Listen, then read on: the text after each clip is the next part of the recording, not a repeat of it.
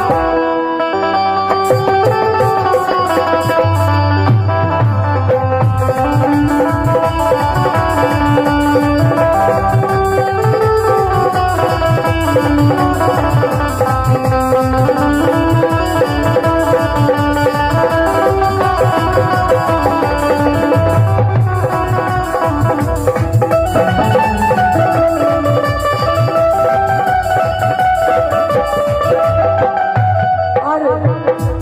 आशीर्वाद कहने लगी बउआ के नानी भाग्य बने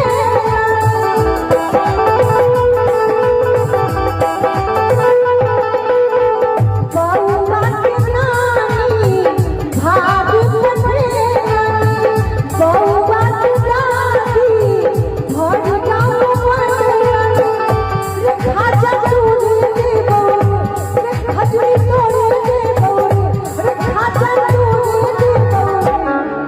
हजमारे रे हजमारे रे हजमारे धीरे धीरे बउआ के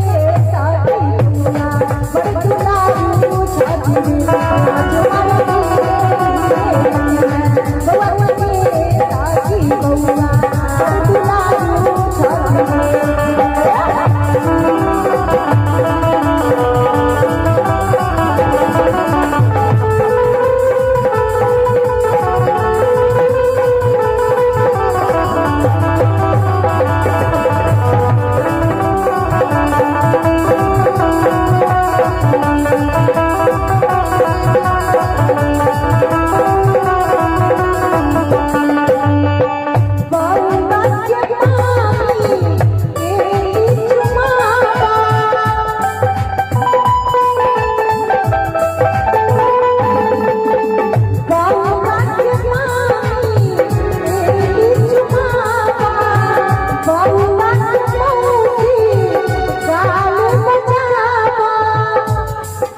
और आखिरी में